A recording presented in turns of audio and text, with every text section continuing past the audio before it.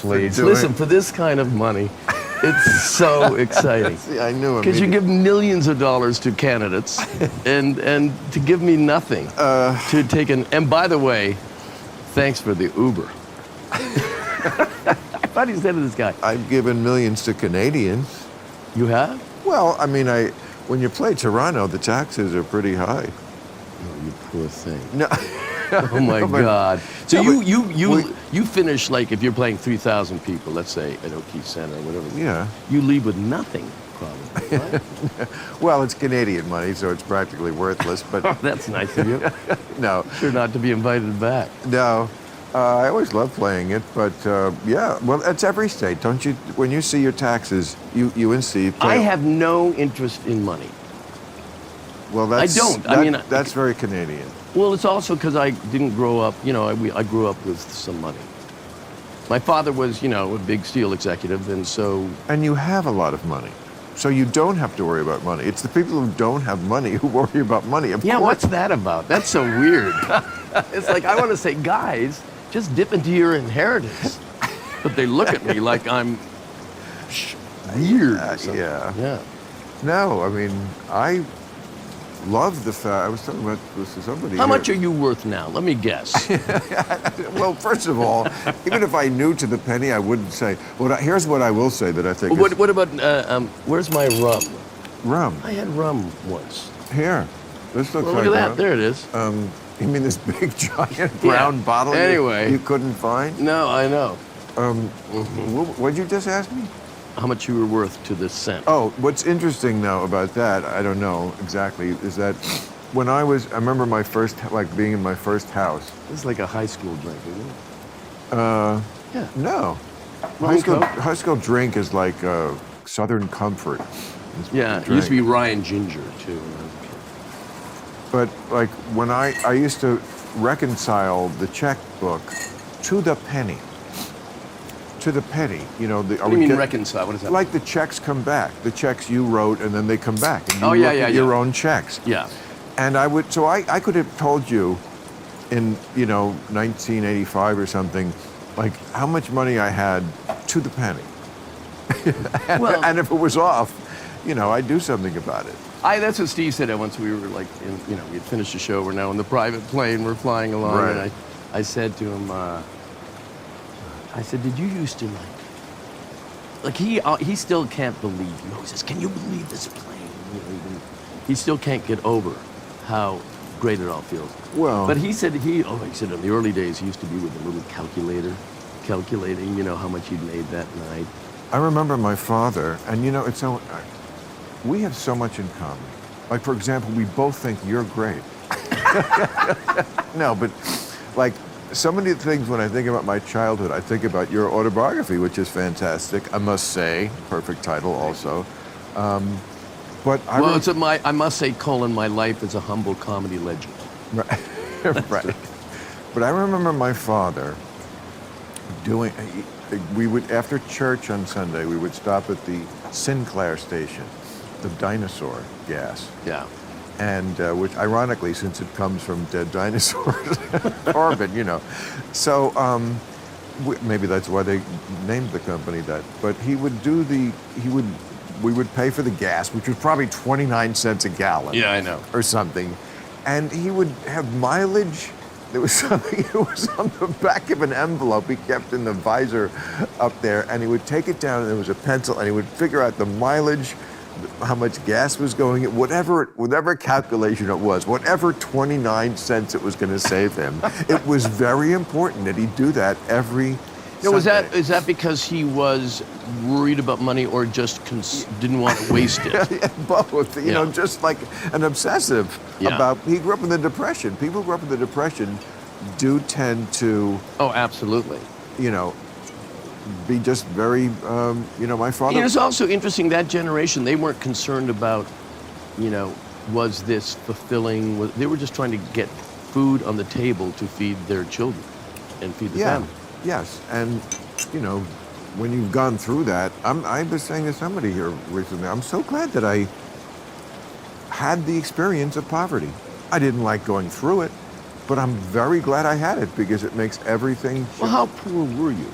I mean, you weren't poor, and it's funny, you don't poor, like, by any definition of You're talking poor, about when you're a young man out of the house. Yes, by any definition of poor in America, not poor in the world. No, you can go to Cuba. Yeah. And I'm sure there was. so I'm sure there's a You're different. so sympathetic to poor people. Yeah, right. I know. Poor people. Yeah. The hovels. Yeah, I got it. Shanties. Okay. Dirt. We get it. Good. Yeah. But in America, if you consider living in shitty apartments, I mean, the worst. Yes, I had the first step above homeless. Just the horrible apartments, bugs. No toilet, no shower, really humble. And also just having to watch the penny. I used to, my first year in comedy, I would go home on the weekends because I couldn't get on at the clubs on the weekends. That was for the big acts. I couldn't get on the week either, but I was at least possible. You could go on at 2 in the morning in front of a drunk. So I would go home on the weekends, and my mother would save the newspaper all week, and I would read them over the weekend to save a quarter to buy the New York Times every day. That's poor. That's poor. So how much would you be making a week? Nothing from comedy yet. Not the first year. Nobody has hired you to do anything, And if you went on at Catch a Rising Star, you got cab fare and a hamburger.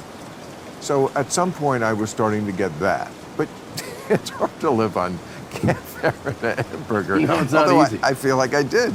See, mine was the opposite. So I was still in our family house after my parents had died, because my mother died at 17, my father died at 20, and I was the youngest of 5. So, but we still had a housekeeper. So I'd say... Wow, you had a housekeeper? Oh, yeah. So I said to, Phoebe Harris, her name is, and Phoebe would say, now, you're going out tonight. Do you need... I said, well, I'm bringing some people back, don't worry. So we'd come back at 11, about 12 of us, all drunk and stoned, and there'd be a full tea service set up on the dining room table. You know what I mean? She wasn't quite understanding the group I was bringing back. Is this in the book?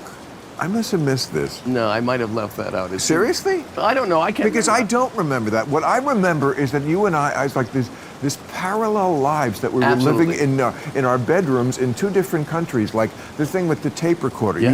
When I got that tape recorder, the Wallensack tape recorder, that my father, who worked in radio, he got but it was like, shoebox size. Right. And I would tape the songs off the radio. I taped Johnny Carson's Art Fern sketches and transcribed them word for word.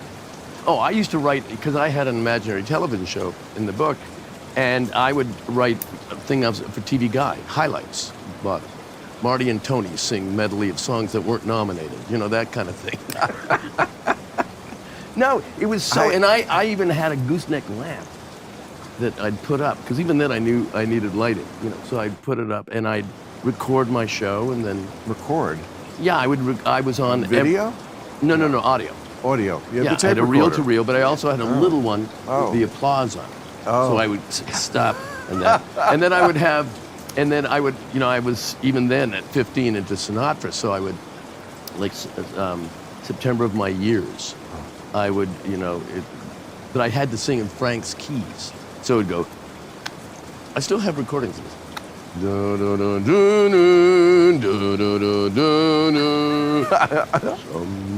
you look around and you're older. And I'm singing songs about songs and love ago. Well, why were, again, these 2 kids into A Man Alone? I live alone. That hasn't always been easy to do for a single man. Yeah. Like, now I listen to it, it's like perfect. It's I talked about this with Seth MacFarlane recently, because he's the 3rd person in the world who knows this album. Is that true? Yeah, well, who does? It was It didn't even really sell at the time. Of course not. It was a concept album put out in 1969, written by a gay poet, Rod McEwen, a gay poet, and it's a theme album. Now it's like perfect for me. A Man Alone, learning. Sinatra at the time would have said, I want to do the recording of that marvelous gay poet. Exactly. He probably would have said other things that were not politically correct. I don't think Frank would have done well in the age of wokeness. No. No, I don't think so. I can't say you're a $2 broad. What's What are this you world? talking about? I know. I used to, even that has changed so fast. I used to have a joke about Steve that I said, Steve is so amazing because even when we go to a restaurant, he always knows the waitress's name. And what's amazing is that A, he knows their name, and B, that they're all called Dollface. And you can't even say, you'd have to say a server now. He says Dollface? No, he doesn't. It's a joke. But I used to have a joke in our show, like at the end, because we kind of merged shows. I had my own show, and Steve had a banjo show, and eventually we merged them. Yeah. And at my show, a woman would bring out a glass of champagne at the end, and I said, I like my champagne like I like my women. Compliments of the Capitol Theater. And then someone came up to me and said, you can't do that anymore. And I said, but everyone is laughing. Everyone is laughing at me. Why can't I do it? Oh, you're so 20th. Laughing? Have you seen comedy lately on Netflix and a lot of the places that have some of the younger comedians? Laughing is, it's frankly kind of corny. Like doing jokes and getting laughs. No, it's about feelings, Marty. Maybe you should catch up with the times. No, it's about how you feel about things. I'd kill for it to be about feelings. It'd be so much easier. And also, I could bring up my parents. My parents died. You lost everybody. I lost everybody. You could do the victimiest show ever. You lost everybody before their real time. Your brother, your mother, your father, your wife. All That's the right. most important people in your life. It's amazing that you perfectly balance between the right amount of grief and the no, but I'm still Martin Short and life does go on.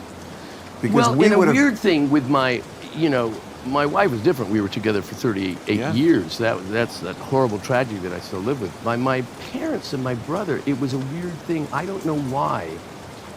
Because what I knew was that at 20, I knew something that no one else at 20 knew about loss and death.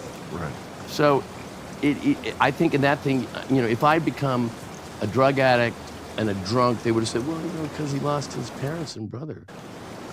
So what's my excuse? I don't know. No, I think that it just, for me, it was kind of, I don't know. It wasn't, also in 1970 in Hamilton, you didn't go to a therapist. You just rode your bike and tried to figure it out. And that kind of muscle, protects you your whole life. Why do you think two 15-year-old boys who cannot understand this man's point of view at all, he's looking back on his life. He was 50-ish when he recorded it. And it's all about, everything is very wistful about decades. The girls along the way. There was a girl in Portland. We used to court on. Yeah, it's all about. It was weird back then. Nothing we could relate to. No, but also even in his album September of My Years, he's 50 talking about. Yes, but we didn't. But that's not the one we clung to. No. We love this man alone. I know every word. And also, it can make me cry. And there was poetry that Frank read, not sang. Yes. In between, and some of it's very dark. Empty. Empty is the sky is. Yeah. Then there's a song, but before that, it's like empty. And then there's one about. I can just about get through the day, but the night makes me nervous. Well, by the way, that's kind of boring, isn't it? Not for any particular reason. It just sometimes catches you and follows you around like a woman when she wants something. You remember that line? Absolutely. It was like, there's a little hint that the author was a gay guy. It was like, oh, girlfriend, when you want something. No, I never interpreted that way. Now I do, now that I know it when I was a kid. Yes. Well, I think even as a kid, I understood the Rod McEwen angle, although maybe, do you think they printed that back then? Would they even have said? No. They would have said homosexual. No, he never would. I never knew he was gay. Till back now? Then. Well, no, I'd heard whisperings. Right. In the last decade. Because everyone's whispering about Rod McEwen. I saw you at the Globes. Yes. You're such an A-lister. It's very nice that you would still slum here with your old comedy friends. Well, because you're such see how you're doing. Because you're on those smoky clubs. Yeah, smoky clubs. No, you are, yeah, you're an A-lister. Oh, wait a second. Why? Like your now, crowd like you're is not an A-lister. No. In what and way that's you're? well, Other than you don't know anyone, I know them. just but, they don't want to be with you. some of them don't. Yes, that's true. I'm Who's the definitely biggest A-lister? I'm definitely not woke. Who's the biggest A-lister you've pissed off? There are woke assholes who, like a lot of this town are woke assholes actually, who like they really think their shit don't stink and they don't know a lot again about stuff, but they definitely know what they should know. And people who don't agree with that, they just don't want to be around. They don't want to breathe the same air. And you know, it's not like I'm a Trumper or something. I mean, those people they wouldn't even talk to. And I think that's a very bad thing for this country, when you don't talk to each other. No, it's insane. So- but there is an insanity also about facts don't matter anymore. The alternative facts On approach. both sides. Yes, worse on the right, and they invented yeah, it. but you know, I do think that's different. You know, you can say on both sides everything, but when it's here and No. here, Well, I mean, yes, I always say the right is worse. It's still worse to deny democracy. But, you know, it's not even democracy, Joe. That's conceptual to a lot of people who don't understand it. It's denying January 6th. It's denying just the alternative facts. yeah, approach. That's- absolutely. Well, I don't think anyone was harder or meaner on Trump or more prescient about how he was not going to leave office. So You really were. my And you know, I watch you, as you know, I'm a fan. I appreciate and I watch it, you every yeah. week. And you said that you were the first person to say it. And everyone would be on your show saying, well, Yeah, they were all poo-pooing. yeah. There was so much poo-poo around that stage. And it's only because, in fairness to the pooers, it seems so improbable. It seemed like that they would go even Donald Trump it was so wouldn't have the Capitol No, stormed. it was so obviously inevitable. Yeah. He's not a guy who changes. No, the one but- thing you can say about Donald Trump, he's transparent. But here's because there's what- nothing mysterious. Here's what they say to that about, like, you know, denying facts. And I understand it to a degree because I spent a long time lecturing the Republicans on how ridiculous it was to deny what was happening with the environment and global warming. Right. And now I have to talk, and they would say, well, you know, climate change is just a theory. And now there's people on the left who think that biology is just a theory.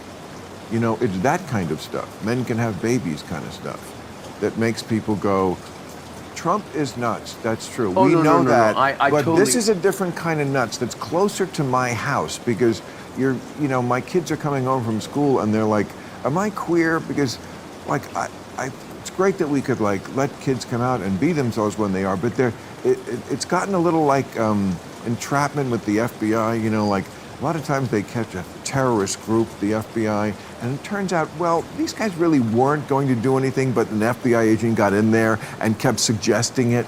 You know, wouldn't it be great if you, like, you know, showed the infidel a thing or two by blowing up that bank? I could get you some explosives, and, you know, this is called entrapment.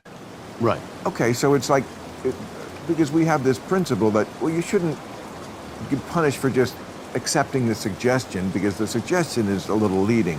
I think that's somewhat what goes on in schools. That's what some parents are complaining about. It's like, we're not against homosexuality, but when every book is, you know, Bobby can wear a dress, the kid gets it in his head, you know, and it's a confusing time.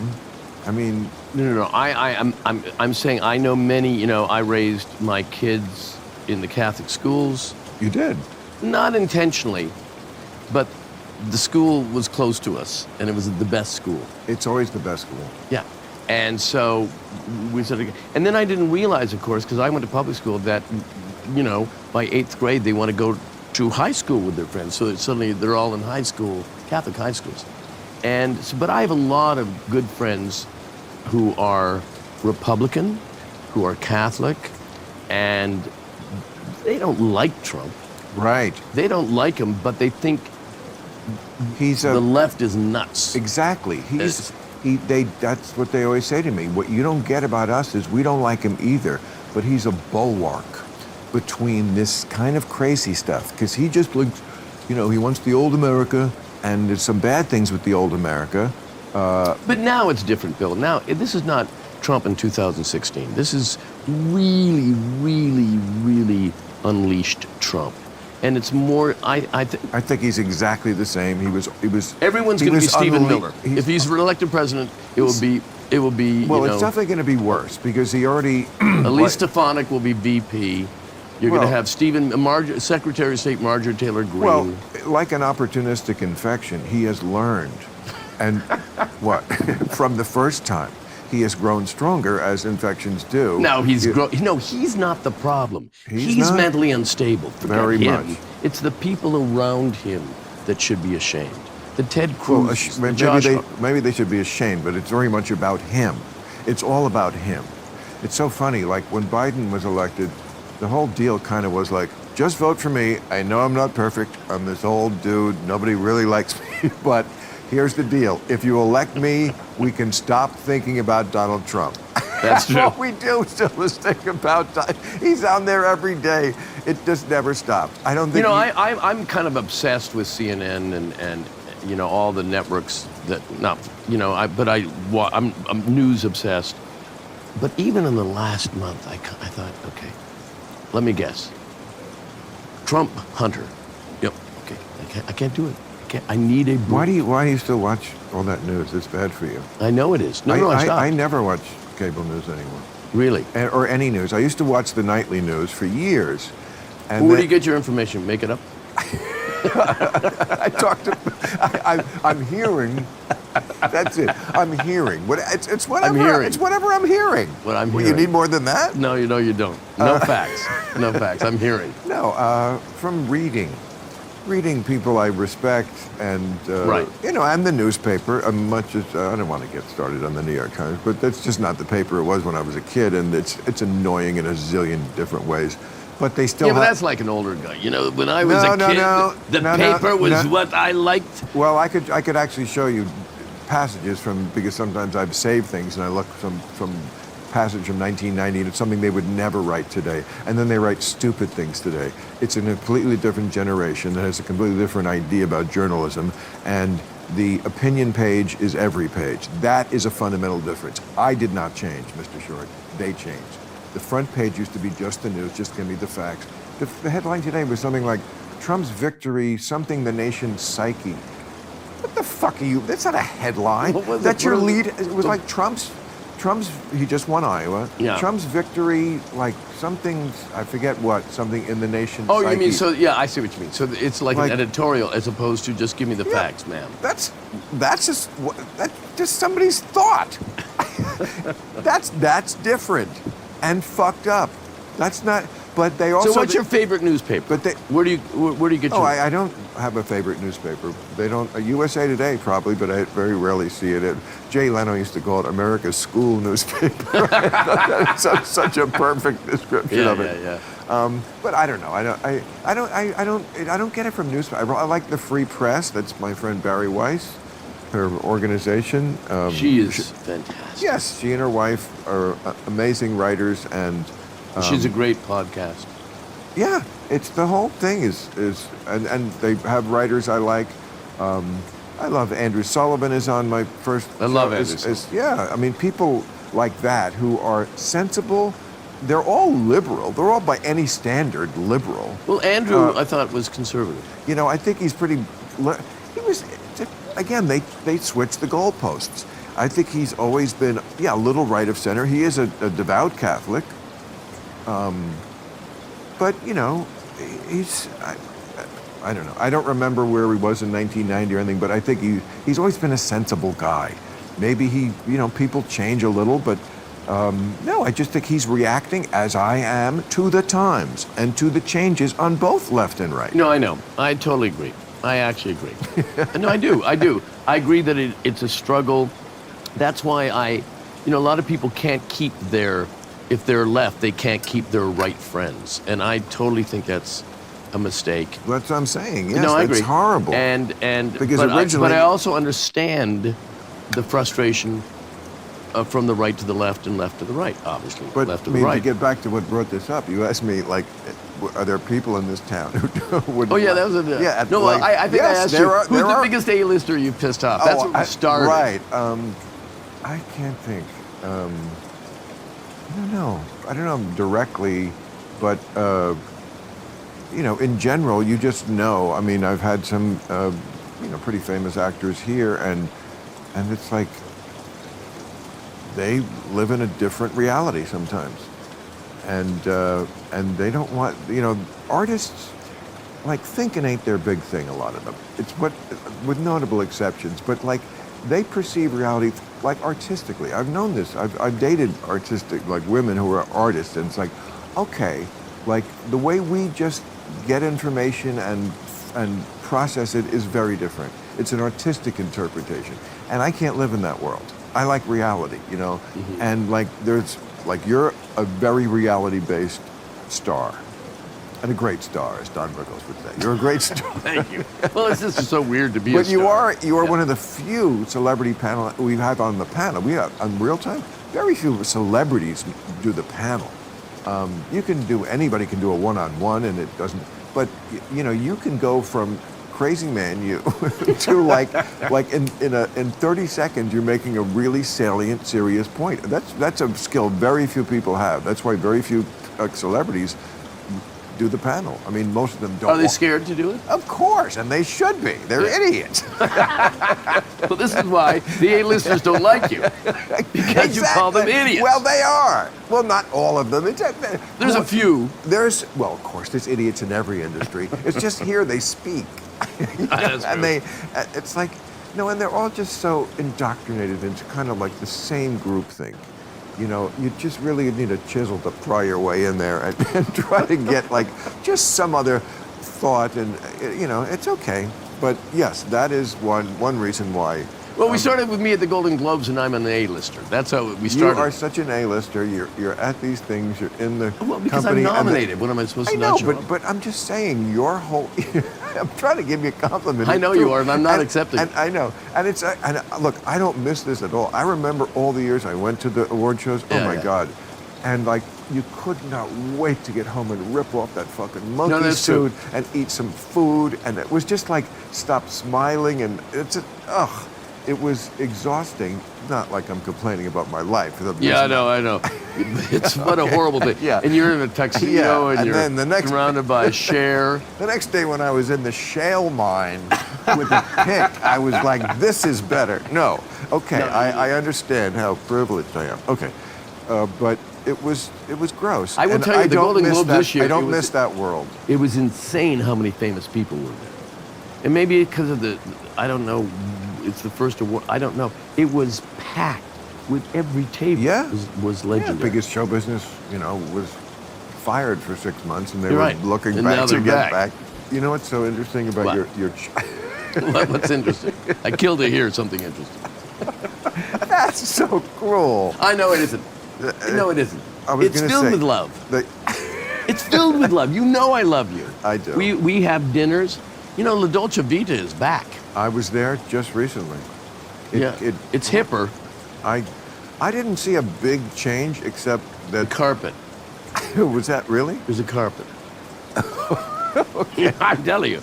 They closed for Boy. 6 months, putting a carpet. Playing a detective really paid off. Thank you so much. I'm no fool. Yeah. I'm looking everywhere. But and you know, even though who you up against, you're up against somebody who beat you. But it's Oh, I like lose all to the bear. the bear. Yeah, I guess I Jeremy Allen White. got to catch up with the bear. But it's so, the whole concept is so silly. Like, just the competition. Why is it? They're two completely different universes, and we're trying to compare them. I know. It's all promotion for your. It is. Yes. No. Madonna once said it to Kanye West. I read. She said, "You don't go to an award show expecting justice," and that's really the, you know. So, but Kanye had all his teeth removed. is this a? No, and putting a platinum like the Bond villain. No, I'm serious. I'm serious. Wait, had I all don't his- have all my facts, but Had all- platinum teeth or something. Had all his teeth removed? Yeah. It always amazes me when people do cosmetic things that have serious repercussions for actual health. Well, I've always been amazed by tattoo because I look at myself in the 80s and I have like Robert Culp glasses and a beaver cleaver hairdo. And I think, what if I had tattooed that look on my face in 1982 Right. and that was the look forever? I know. You know. Could there be anything stupid than to lock in your feelings Lock in your feelings. ink at the age of 20? That's right. But of course, that's You know, it's one thing you said that was really, I've quoted a million times about, you said, when I was 12, I wanted to be a pirate, but I'm glad my parents didn't cut off a leg and take one eye out. Yeah. Yeah, I know.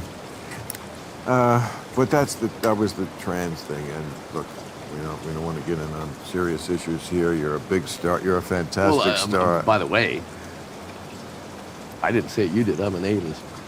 You are an A-lister, and you know, and I don't think it's just because you're a power couple with Meryl Streep.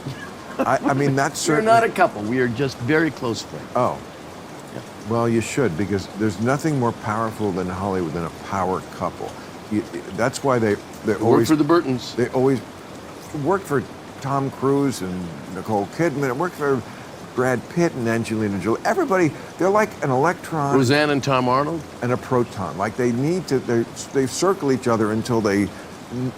I'm not quite up on the chemistry, but Yeah, I was going to say, there's something about it was it. like being with a scientist. An, It really was. an electron and a proton have to find each other. You're right. And they just have to find each other. And You're right. and they do. Because look at Timothée Chalamet and Kylie Jenner now.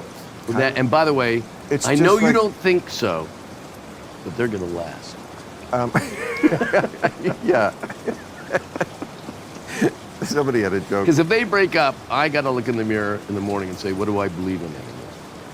Somebody tried to sell me a joke. I didn't do it. Maybe I should have, about when Rihanna and A$AP Rocky got together, and the joke was, and that's how I predict this will end. A$AP Rocky. What? And that's how I predict this relationship will end. A$AP and Rocky. I know a great joke. I remember a great joke you Oh. did years ago when I guess Kanye and Kim named their first child Northwest. Northwest, yeah. Yeah, and you said, you know she's going to be an actress, and I can't wait for the casting director to come in and say, I'm sorry, we've gone in a different direction. I said that? Yes, it's I a have joke zero for your show. recollection of that. That is Yeah. great. Yeah. Well, I have some great monologue writers. Oh my That's- God. Yeah. It really, really, really is a great. It's a perfect concept. As you know, I used to do politically incorrect with you. I don't know that. You don't? Can you You prove don't it? remember that? Do you remember that sign? What's that? That sign right there, that giant politically... It was there. I was on with Sarah Ferguson once. Sarah Ferguson? Princess. Princess? Oh, Yeah, the Duchess of York. I got in trouble on a show. Yes, you did. Okay, That was let's the one. let's not go into it. Okay. We don't need to go into No, it. But we I was don't- there. But I will tell you, you said something was like a little controversial. Yeah. And then More than a little. And then you turned to me and said, "Aren't you going to say anything?" I said, "I'm not going to say anything." Yeah. Yeah. Well, you were more mature. Oh, that's what I was going to say. Like you in your room, me in my room. Now, my room was like, honestly, not much bigger than this configuration we're sitting in now, just this square. I literally was able to paper my wall once with something I made. Okay, so I'm in my room, and you're in your room, and you're actually doing a show. Yeah. You're dreaming of show business, but actually doing a show. I had a deal with NBC. I was 14. Imaginary. And even then, I knew I was on Tuesdays at 8 p.m., but every other Tuesday, because I needed time for my film career.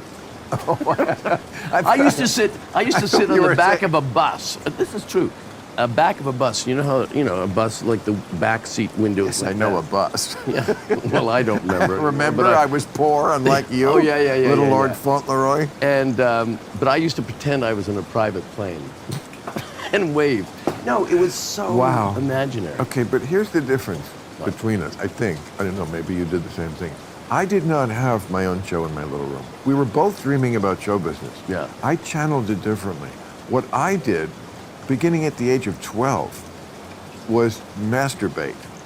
And the fantasy was always that I, at 12 years old, had a talk show. And it Wait was, a second, let me understand how this works. It was in a tent in the... You were masturbating, Yes. but not to a pretty girl. Oh, yeah. Masturbating to all the guests who were coming on or who were fans or whatever. But I imagined I was a kid with a talk show. That was like the hook. And it was in a tent. We shot it in a tent in my backyard. And this is why you're masturbating? Yes, because you have to have a scenario when you're masturbating. Okay, don't you? This is... I consider myself one of the saner masturbators in the world because I have no weird fantasies. Mine were just like, oh, this super hot chick digs me a lot and wants to fuck me. I mean, that's healthy. But what does that have to do with the talk show? Because why else would a super hot chick want to fuck a 12-year-old? Because, oh, you mean you have that kind of power? I had a talk show. I had a show. I'm saying you did your show in my room. I did mine in my mind, and it was all about... I think my story is the story of a very healthy young man who would eventually end up in show business. I think your story is more perverted and it's not filled with... No. Oh, it's odd. It's not perverted. It's odd. No. It's odd. No, it's to not. masturbate to, like, oh, because I'm now Johnny Carson and Angie Dickinson wants to have sex with me. Yeah, exactly. That's And by exactly the way, what the it perfect is. name. And why is that unhealthy? I didn't say... Did I say unhealthy? Yeah, kind of. I meant just sick. Don't confuse my words. I'm not a big literate guy like you. No, you're not. No. Anyway, no. No, you are. I bet you. Shut up. I bet you. I'm drunk now. Fuck you. Oh yeah, you Bill Maher. Who cares? I thought this was America. Yeah. Where about my freedom? Yeah. Well, Well, but come on. anyway, One yes. thing I love Yes. about your show was besides the fact that I watched it twice, it just kills me both. No, you can watch that show twice, and it's funny the second time. Oh, I thought you Even- meant just 2 episodes. Even though, no, I'm talking about your stand-up show. Oh, my The stand-up show. special. Yeah, The special was the other show I watch also, but I don't watch it twice because I know who the murderer is now. Okay, but you guys play red stage. We play everywhere. You play everywhere, and we need more of that. Not specifically from me. I'm not going to do it, but people will go out there, and the audience can be guaranteed an experience where they don't have to think about politics every fucking second, and we don't have to shoehorn politics That is true. into every... That is true. Like, I was like... I do think that the audiences at this time, especially when you said don't watch, network news all the time and CNN, they need a respite. They need to breathe in, breathe out, and not be told, Especially- and not half the audience be told you're stupid because you don't agree with me. Especially with comedy, Yeah. So... I mean, I have I'll do a joke, an innocuous joke, like, Steve and I are like, we're a team. We're like Trump and the My Pillow guy without the sexual tension. Yeah, that's an okay. easy joke. Yeah. That's a Yeah. silly joke. Right. You can dip your toe there, and I'm just saying, we do different things. This is the exact opposite of what I'm doing, but it's ironic. We both attract a mixed crowd. You just don't know who in your crowd is for which side, but I guarantee you, both sides are represented in that audience. I think so, and I'm amazed. I that know they are. And we they play all these different Right. states, and Oh. the audiences are all the same. Right. They're all great. And they are a mix of political... Of course they are. Okay, but that's not the case with a lot of things that are going on now. A lot of shows, there's no mixed crowd at Coachella. There's not a bunch of fucking stuck up their ass Republicans there. What I do is, like, now I do get a more mixed crowd. It's still, I would say, 70-30, but, like, that's good. Because that way, the conservatives, they get their jollies laughing at making fun of stupid woke shit. And, the other people get their Trump is an insane, horrible human being, and we can't have it again. No. And they can laugh at each other's jokes against them, so to speak. And that is a greatly satisfying thing in my career at this point, to be able to attract a politically mixed And do you audience. play It's every very, do you very play every rare. state?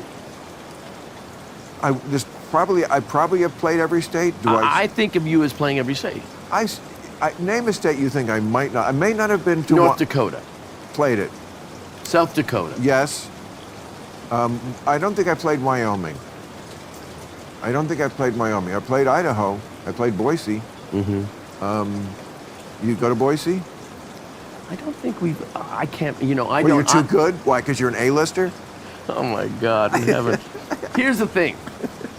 First of all, in every state, there's going to be people that love Bill Maher. No, really, I'm serious. Well, There are going to be. No state just has one. No, absolutely. That's You why know. I play all over, and so do you. Yeah. Yeah. I'm just saying, it's What important. are you doing? Cutting off the ash part. How come? How come? Because I don't want to smoke ash? You did in the old days. I love jokes that are just rhythm. There's no meaning there. There's not a hint of There's meaning. nothing. No, It's no, just, you no. pulled it off with just talent. Yep. Thank you so much. No meaning. No, it had no meaning. No, just Yeah. talent. Just it Just- looked like it looked like it should be funny. It could get a like- reaction, yeah, and then people on the way home might say, Exactly. "There's no joke It's there." like what a con man does. You would've- on the way off the used car lot. There you go. What were we talking about? It was so important to me.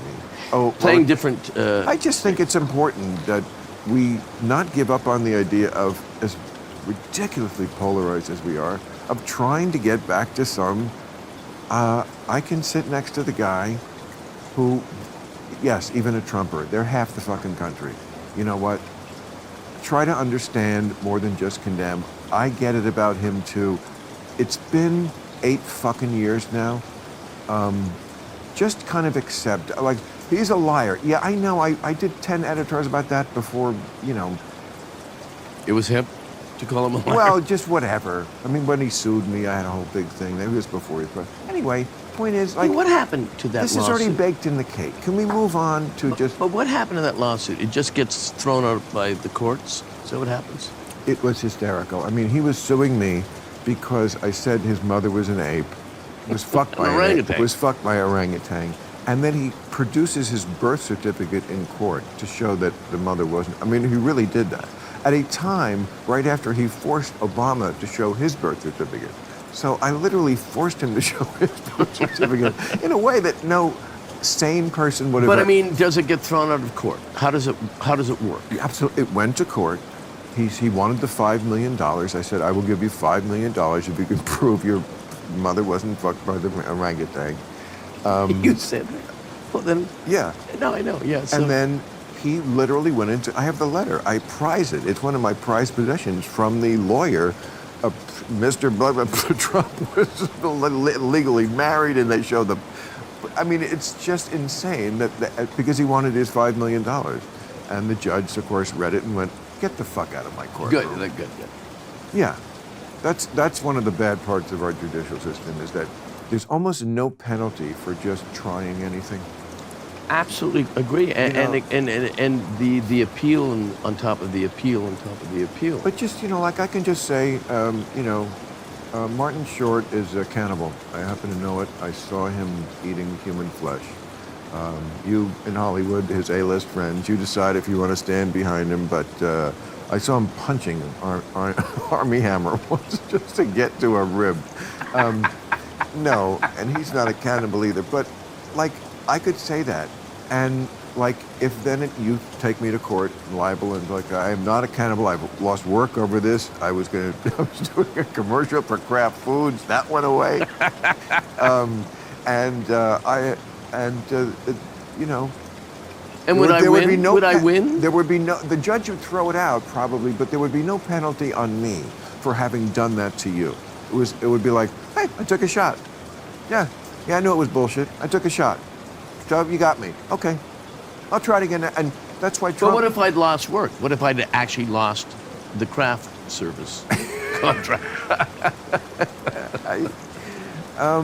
The hell with you. I don't know. You know, I mean, obviously different cases result differently, but and you're no big legal mind. I'm well. I'm not completely ignorant of Did I say you were ignorant? I said you weren't a big legal mind. F. Lee Bailey and you are never used in the same sentence. Let's go back. No, but you know what? I've learned, and this is, don't say that I'm on some sort of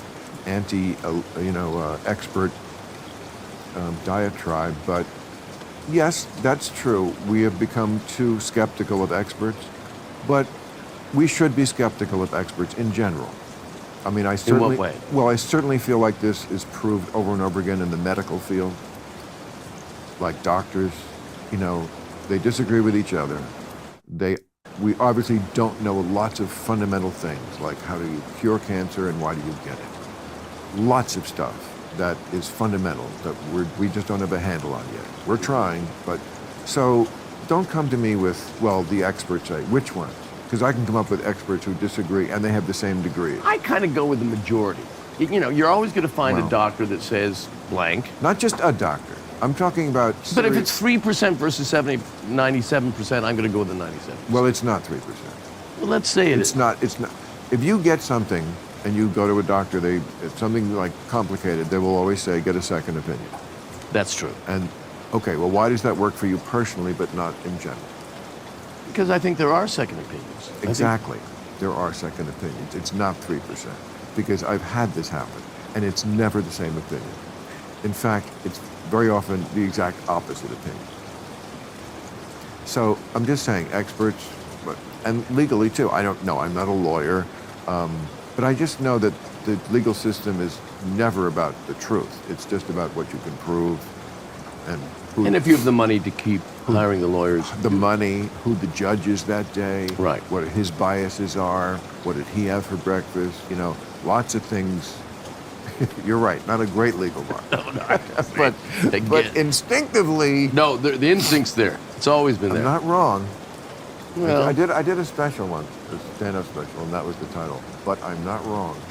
I feel like that really stood the test of time. I feel like that a lot. Like people are like, oh, Bill, how can you? Yeah, I know, how can I? But am I wrong? Right? I mean, isn't that what people like about it? Did you see the poll? I'm like the most trusted man in America now.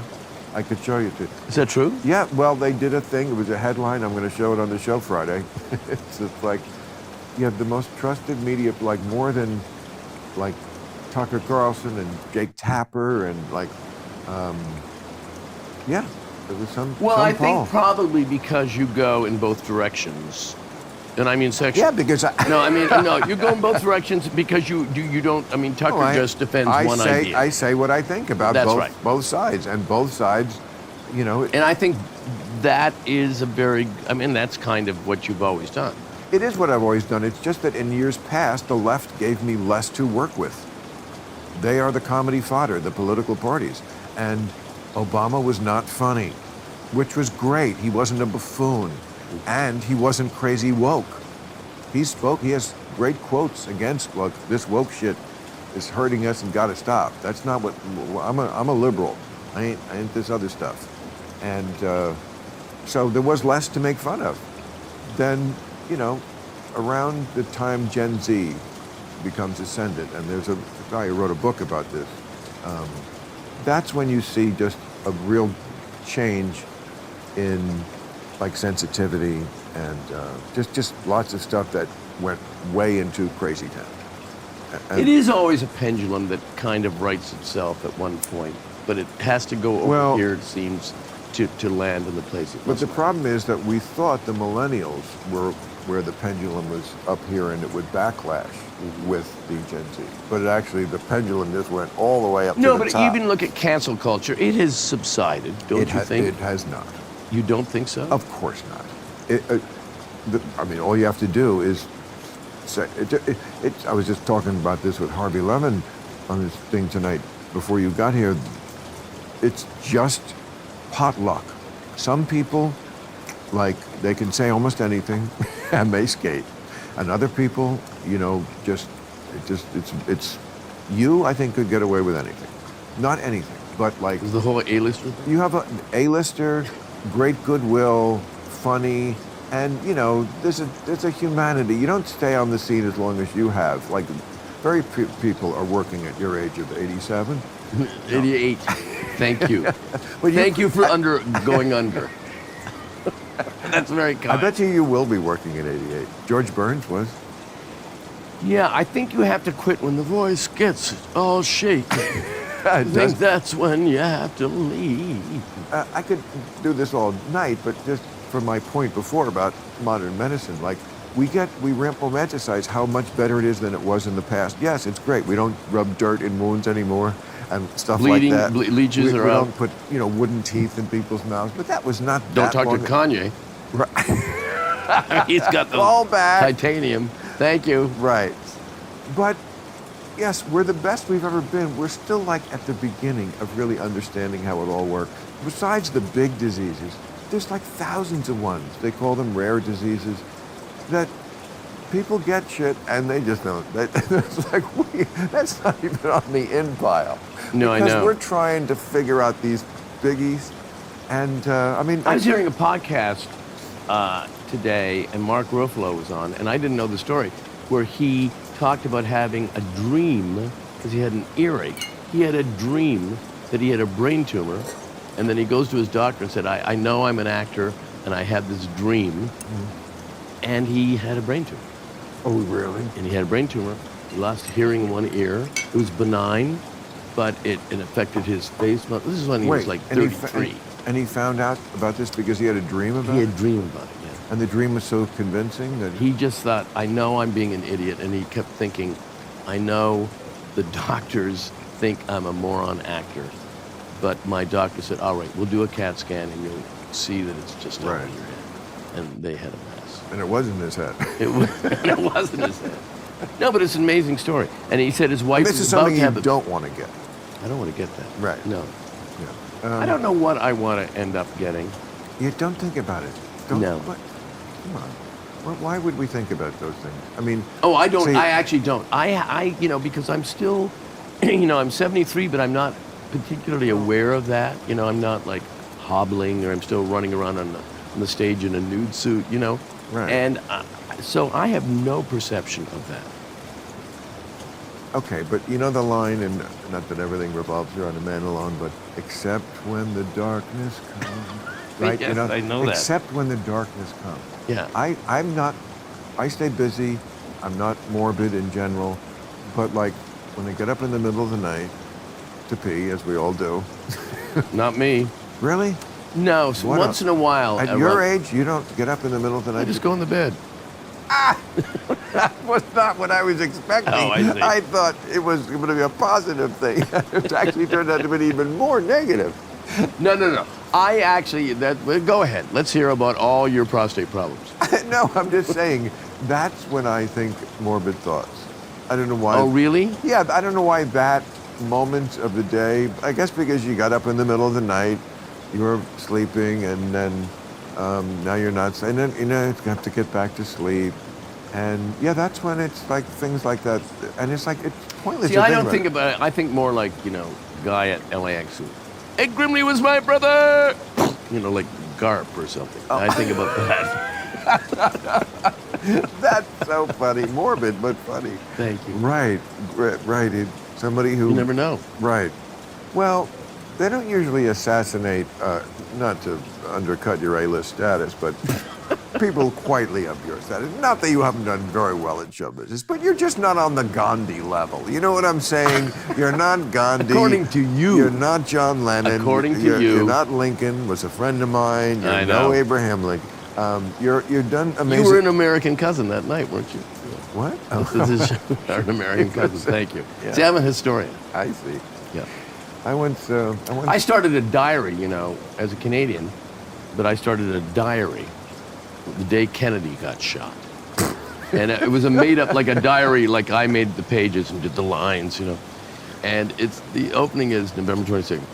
President John F. Kennedy was shot by some, in quotes, nut.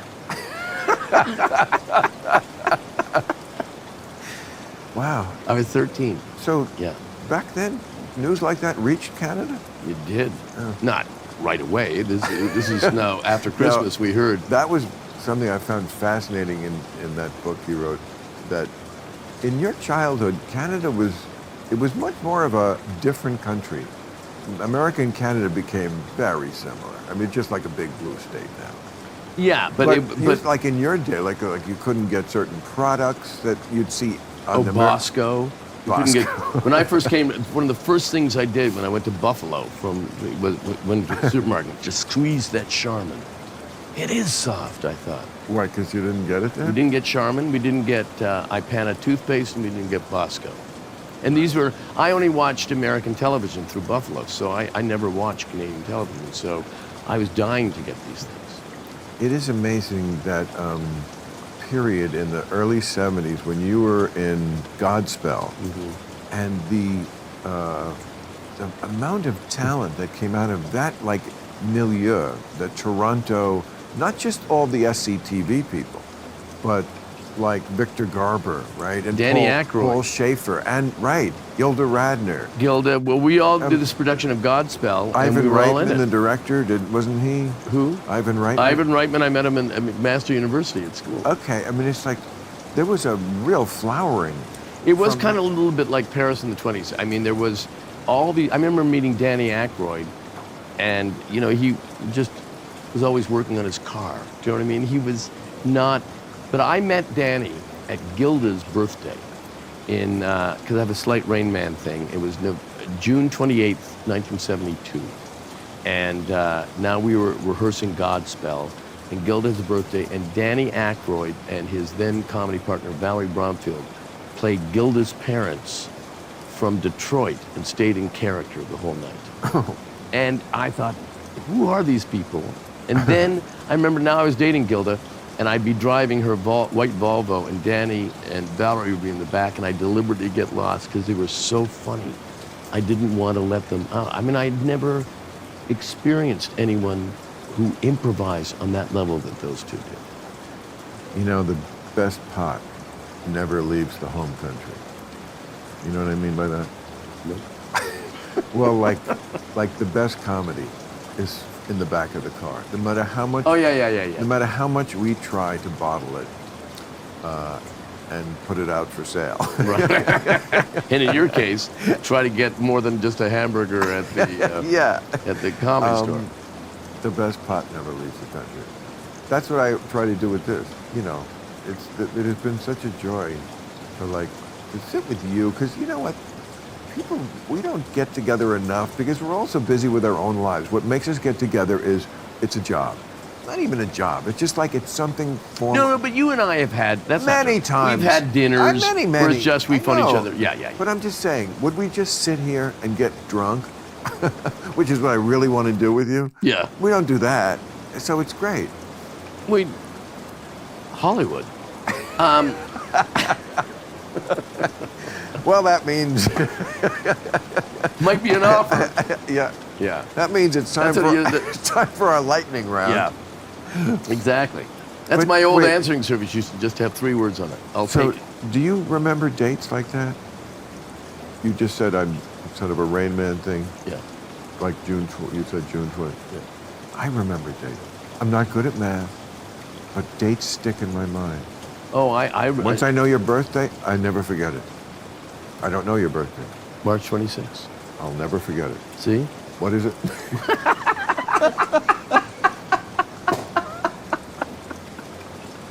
Oh, that was too easy. Yeah, that was good. Come on. That was very good. That was professional. No, you're good. That was professional You're comedy. good. I've always said you're good. I set Have you I up. never- I set you up like a fucking. I know. I know. See, I don't remember theaters, but I remember dates. I can remember. I would say to Nancy, you know, when do you think we first went to Paris? And she'd say, I don't know, 78, 82, and I would know the month and the thing. I'm the same way. I'm the same way. I could name. Yeah, and I keep a. And Steve and I'll say something. Oh yeah, I remember that party you had. It was 1989. Yeah. Fuck you. Because he can't. Also, if you name a movie, I usually can get the year. Like I usually can remember the year of the movie. Okay. Love Story. 70. Very good. You agree? Yeah, no, I think it's 70. Yeah, or maybe 71. Right. No, I think it's 70. Okay. Did you ever one of the great? Raging Bull. Oh, Raging Bull would be 84. 80. Really? Yes. Yes. See, now this is not my good. But did you ever see the Carol Burnett? Carol Burnett on their show did a great love story parody, and the premise was she's now collapsed and she's got the long hair. Hello, Preppy.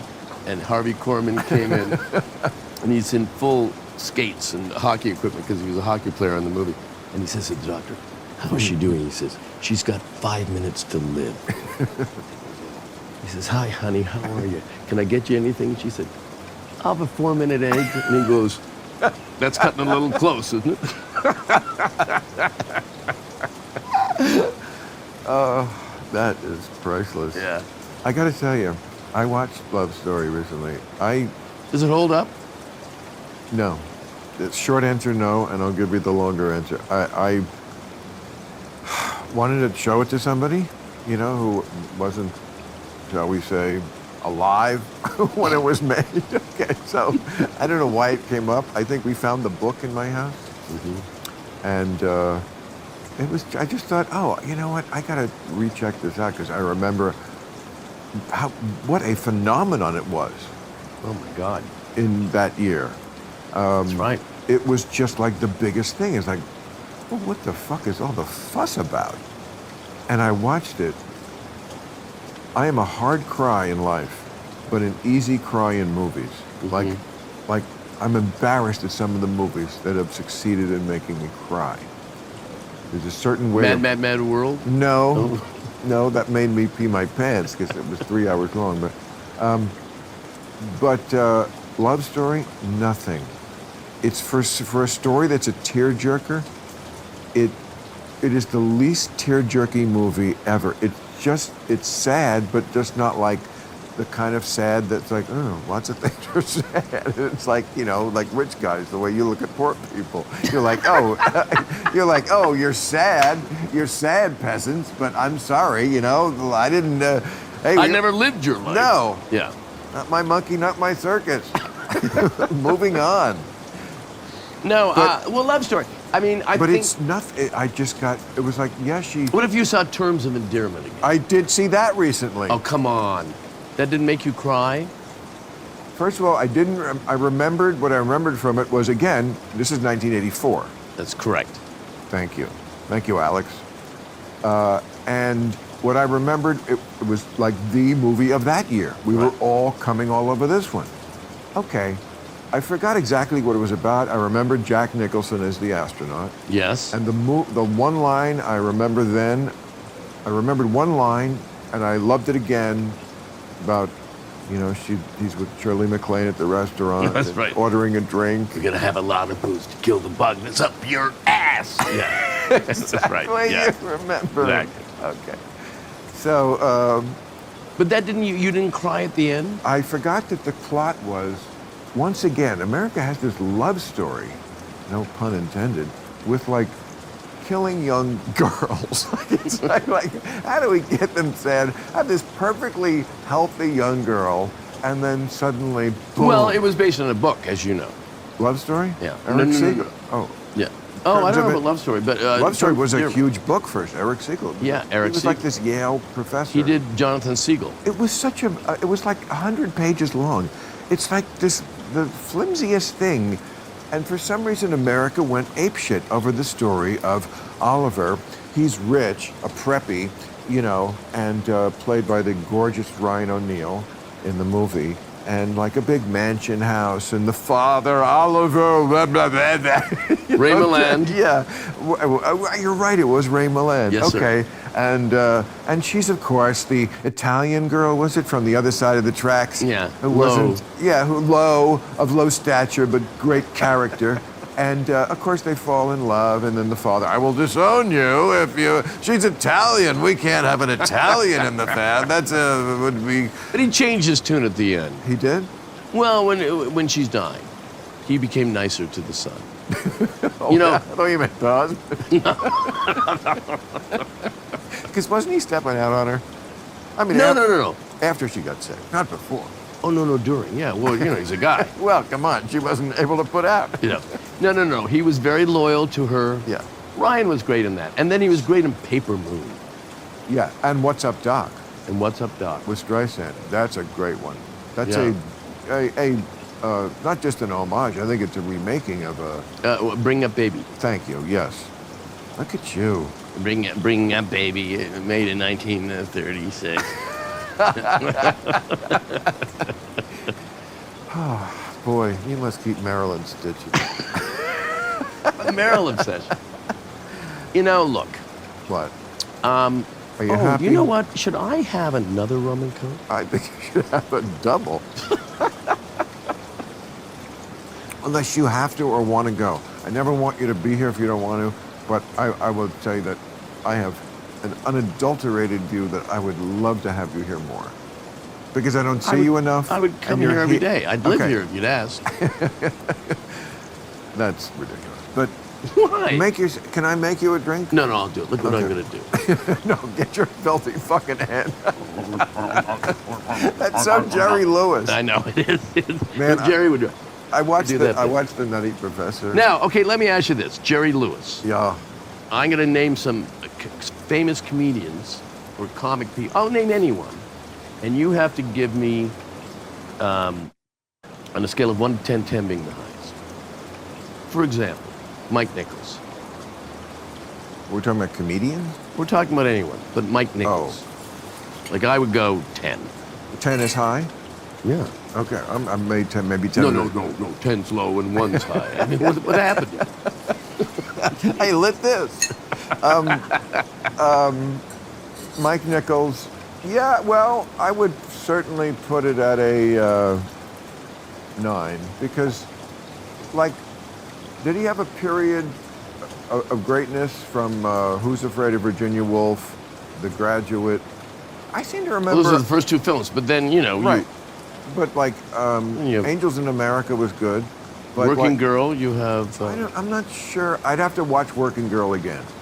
Mike Nichols, to me, was someone in my life that I knew for over 20 years, 25 years. And every time I was at a dinner with him, I'd pinch myself and I couldn't believe it.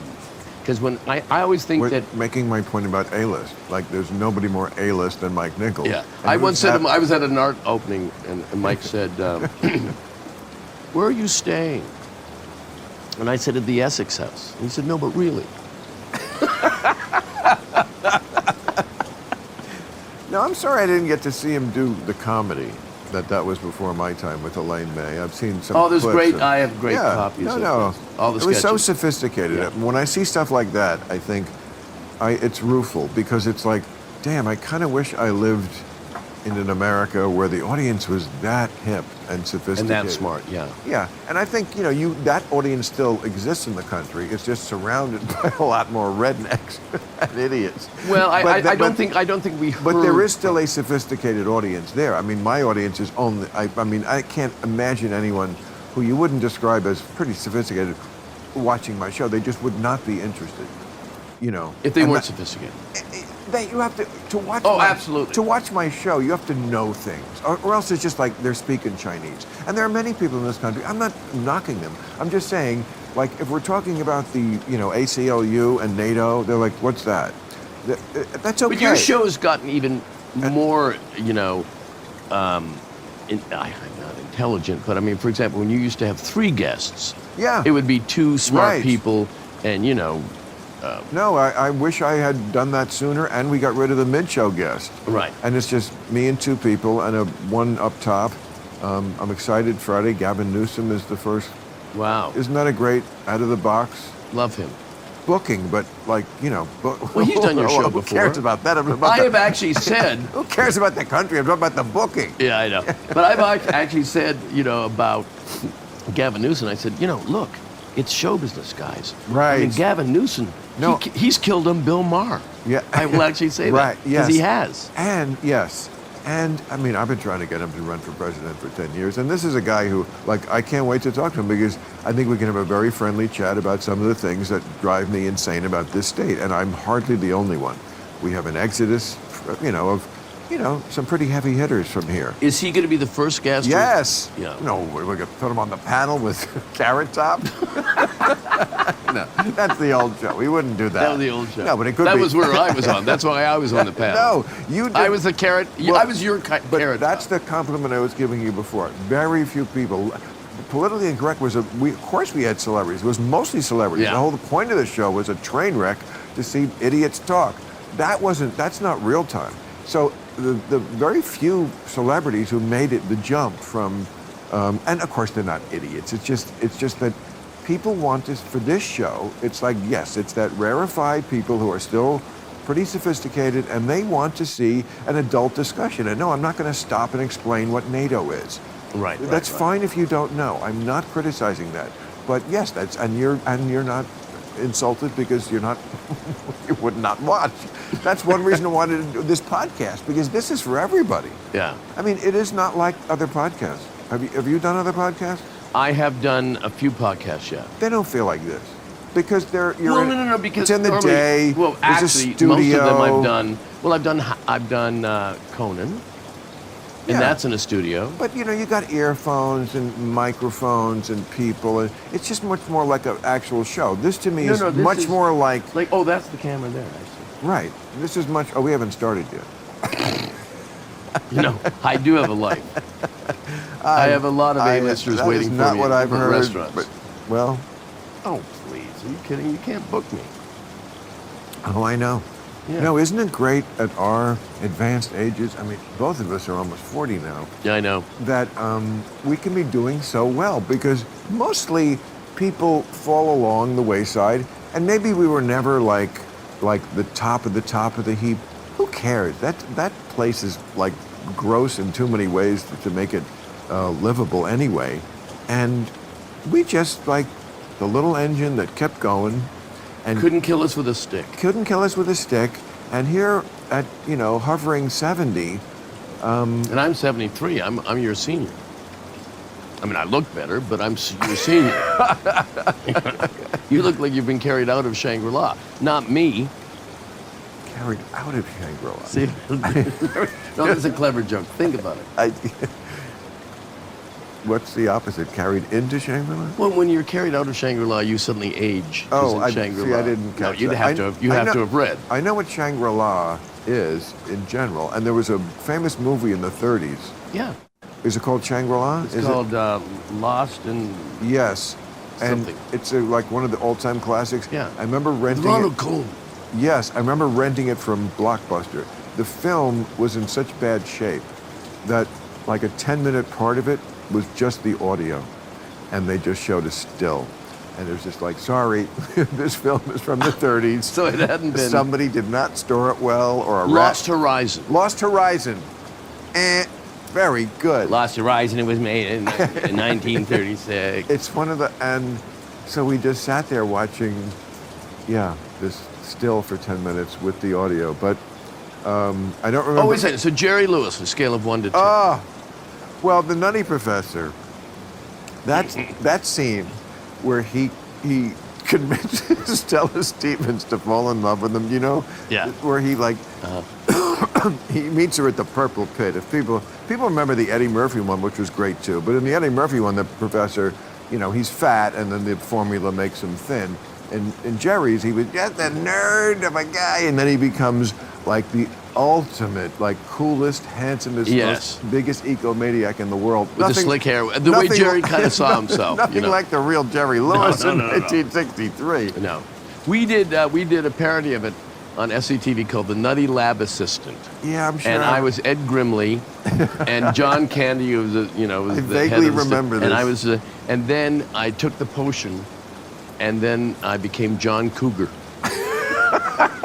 Because he was before Mellencamp then. He was just John Cougar. That show was so creative. That was great. It was. There was never a better show. Never one that I looked forward to more than SCTV. I remember we would do anything we want. I remember one time one of the writers, Paul Flaherty, pitched Mom's Dearest. It was Mom's Mabley beating her child. And it was just a camera coming in on the house. And you hear, and Paul was doing Mom's Mabley. I'm on the Moy Griffin show, and you're supposed to clean up your house.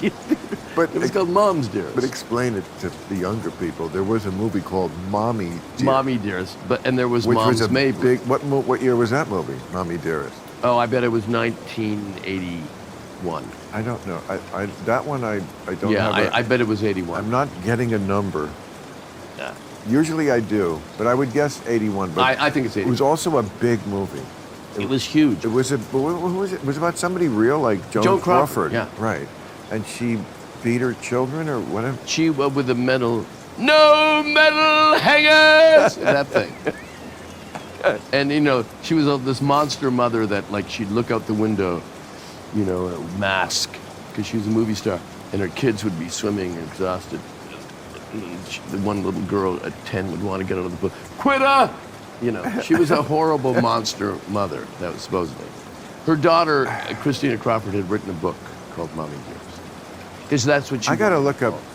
call it. So Mom's Dearest was Mom's. I gotta rewatch all SCTV. It's been so long. It was really Some of funny. them I still stick in my mind. John Candy coming out of the sensory deprivation tank with the music thumping and the smoke. It's like I saw it yesterday. You John. with Did you ever meet the John? spin top restaurant? Did you ever meet John? On top of the Yes, that was the. nuclear plant. That's right. I played Johnny Nucleo in that. Yeah. Did you ever meet John? But a spin top restaurant. Yeah, that's right. On the top Well, it was of a- Towering Inferno. That on was the top of a nuclear plant. I feel it's just a bad idea from the start. Yeah. Am I wrong? No. Okay. But did you meet any of those cast members? That's so funny you say that. In 1983, Carol Leifer and I were two of the comedians on the Young Comedian Special. Probably my first time on HBO. That was the HBO thing, and they would have a celebrity. That year it was John Candy. Really? And he was the host of the show, and, you know, they probably paid him $100,000 just to walk out and say, and here's another nobody you never heard of who's starting out, but he's one of the funnier people in the clubs. Right. And there I was in my little suit and did my little shtick about Catholic father and Jewish mother, and, you know, whatever it was. And I was thrilled. That's where my mind was. That was like, wow, I was nervous. He's a star. I've seen him on TV. I mean, God, I would love to find a way to get back into that head. Just Yeah. for like, just The for innocence of that just head, for an yeah. hour, just to remember. Yeah. You probably had thoughts that if you could do that and go back, you'd go, oh my fucking God, really? That's what was rattling around in my brain? Yeah. Well, I mean, but understandably, why wouldn't you be nervous? Why wouldn't you be excited? I mean, that's. And he was sweet, you know, and we had to do a little skit. He was fantastic. He was exactly what you hoped right, he would be. right. A John. jolly, fun, fat guy. And funny And funny. A funny, and fat loose. job. Well, you keep going to fat. I see him as a spirit. Yeah. Well, I see him, he you know. was, You no. judge people. That's different. I don't judge, but Oh, you don't? I'm not blind to people. I do, you know, and there's nothing wrong with fat. But, Nothing wrong I with mean, that. it was a great. No. I mean, problem with the fat. Catherine O'Hara. Have you met Catherine? Problem with the fat character is that you can't like lose weight and not also lose your character. That's. See, I think- put yourself in a bind when you're like, if you ever got a trunk full of fat jokes and you lose 100 pounds, what do you got? Well, that's what Nichols and May used to have this thing. They did this sketch where they would go, the next 3 sketches are about adultery. It's coming back, he'd say. And then they'd do this adultery in England, and these 2 people are talking, and Elaine would say, why, it ran into fat Piggy Trevelyan the other day. God, she's fat woman. And he goes, fat, troubling, oh, fat. And they go, fat for 100 times. And then there's a pause, and she says, actually, it was fun to see her. She's lost a tremendous amount of weight. And Mike says, how does she look thin? Fat, she says. Isn't it amazing that we can, like, I mean, you were saying your list, put like Jerry Lewis and, what did you say? before? Mike Nichols. Mike Nichols. Okay. I mean, they're worlds apart. Like, I would say so. right, but we love them both. Absolutely. Right, okay. We should think that way politically, maybe. You know, Jerry Lewis, I mean, he's Trumpian in many ways. He's so preposterous, right? In many ways. Like even the real Jerry Lewis. Yeah. And you know that somewhere is that tape of the movie The Day the Clown Cried. Yeah, I've been told a friend of mine has it. I hear A-listers can get it. I can get it. Can you? Sure. I don't think you can. I think you. No, I don't know if No, I don't know if it's like really three assembled. people have seen it. If people don't know what we're talking Oh, about. it is assembled? Jerry Lewis made a movie. No, I know. At the height of his egomania, about a clown in a concentration camp That's right. during the Holocaust. Right. And he's like with the slick hair and he's practically wearing, And still keeping the rings on. practically wearing the pinky ring in the barracks. You know, Yeah, I it's know. just. Apparently, it was it was. Somebody got to Jerry before he released it and said, Jerry, I know I'm going to get fired, but I'm telling you, It's not going to work. this is the most monumentally inappropriate thing. I remember seeing Harley working in Yes. Paris, and I saw it with Nancy, and I said, you know, it's 1980, and I said, you know, we got to get there because we were in Paris. It's called Au Boulangerie. And they loved him in France. Well, right, and I said to him, we got to get there early because I'm telling you, they're going to make lines. Right. We got there with 5 people in the theater. Really? Us, yeah. And 15 minutes in, Nancy and I turned to each other simultaneously, and I said, isn't this great? And she said, do you want to go?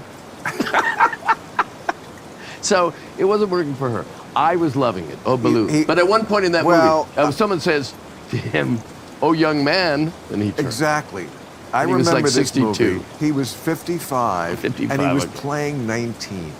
I'm not kidding. He was playing the exact character he played at 19. He's playing 19. He was. I remember he was a like a gas jockey at a gas station. That's right. Right? Okay. Hey, Boy, I didn't mean to do it. It's just like at 55. This is a problem in Hollywood. Did you see Killers of the Flower Moon? I did. Okay, great work of art.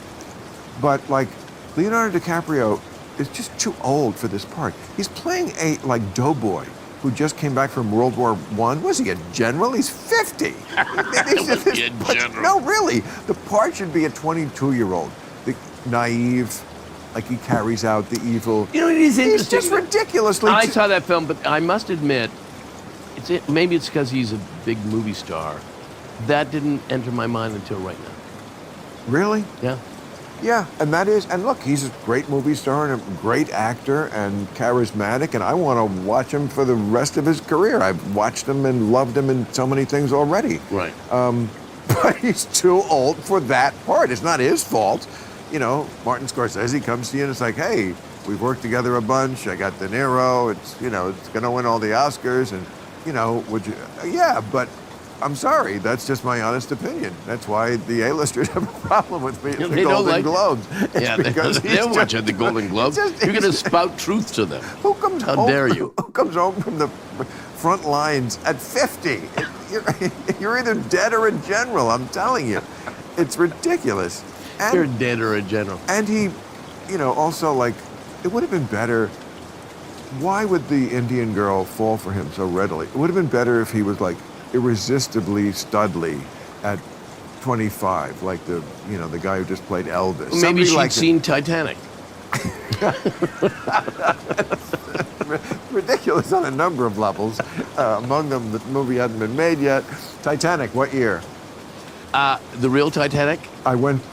This is so you. Oh, no. The Titanic is 1912. But the movie is, I'll tell you exactly, it was 1998. 7. No, that's not true, because I saw it in 98. I went to the premiere. 97, okay. I went to Christmas. I went to the premiere, December 21st, 1997. Yes, I remember it. And loved it. Always have loved that movie. And I was in London. I don't get Saw Avatar. it with Helena Bonham Carter. Do not get Avatar. I love Titanic. I do not get Avatar. I don't know why that's. And look, it's just me because obviously it's like the most. Other people liked it. Other people just loved it. First of all, I think it's basically cowboys and Indians. It's a little wokey for me because it's like, okay, the Na'vi, they're the Indians. They're peaceful and loving and kind. And, Indians did attack each other here and so forth. I mean, we're all humans. Okay. So, okay, in general, maybe they're more peaceful. And then, the bad people from the other planet or whatever, they come and, like the people who are like the Na'vi. Would you live like the Na'vi? No, you don't want to live like the Na'vi. You're rich. You were born rich, you'll die rich. No, but if I was born a Navi, But- it's what I know. Yeah, I don't think you want to wipe your ass with bark and like. Sure, I do. No, no, you don't. You want electricity, and you want a nice, clean place to Yeah, sleep. but what if you don't and- know that? You know, once you get electricity, you go, oh, this is great. If you never had it, doesn't matter. I am very of the. Remember, the difference between you and me is I'm of the people. You must admit, we have had unbelievable lives. Mainly, Yes, not about yes, success, Absolutely. No, I know. about the number of dinners we've had, not just us, but in our life, where there have been people that laughed and the laughs we've had. And that has been the luckiest thing of my life. When I look back on the people that I've worked with, you know, and you know, then you go from SCTV and then suddenly I'm in a room with Chris Guest and Billy Crystal and Harry Shearer, and that's SNL. And then I move on to the movies. And you know, it's amazing. I remember the first time Chris Guest is one of the funniest people in the world. Oh, well, his movies. And when we were, I was just getting to know him on SNL because I only did it 1 year. I didn't know him, and he had just had Spinal Tap that summer, and there was a stage right behind us for the read-through, the big Wednesday read-through, and Chris and I are against the stage, and they only did that 1 year where people could get up and perform their piece, and so two actors got up, and I turned around to look at it, and I noticed Chris wasn't turning around. I thought, okay, who is this guy? Why wouldn't he turn around and look at these actors? And when I turned back, he had written 3 flight options back to LA on top of my script. One time I said to him, I was making this film, Captain Ron. He said, Martin, what's this? Oh, I love that movie. He said, what's this film about? I said, well, I play a man who inherits a boat who has 2 children. He said, I didn't say spoiler for you.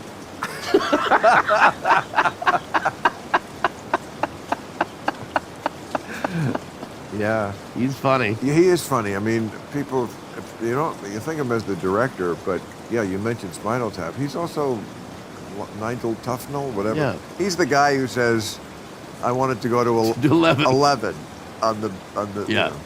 So, No, I mean, he's brilliant. But anyway, look, so that's what I'm saying the success of our lives is how many funny dinners we've been at. I mean, it's one mark. I agree. When you come down to it, I think in life, I mean, wow, there's just a few things that really float your boat. And one of them is friends. Friends, hanging out with friends. Yeah. Like, that's like sex, conversation. Everything else is kind of secondary. Yeah, you can go bowling. You can go a movie. I always said movies and theaters will never die out because it's something you can do on a date and not have to talk. There's lots of things you can do, but like, what do you do in like the first 6 months of a relationship when it's just like super hot? You talk and fuck. You know, then comes like hanging out with other people and like going out with, you know, more eating and like, you know, bowling and whatever it is. But like the real like pure heroin is either this or sex. Those are the two really get to my cerebral cortex. And when I say cerebral cortex, of course, I'm speaking out of my ass. I know. I'm not a scientist, but I'm just guessing that's a good place to be. So, yeah, well, it's a hip, you know, little phrase that you learn once. Maven.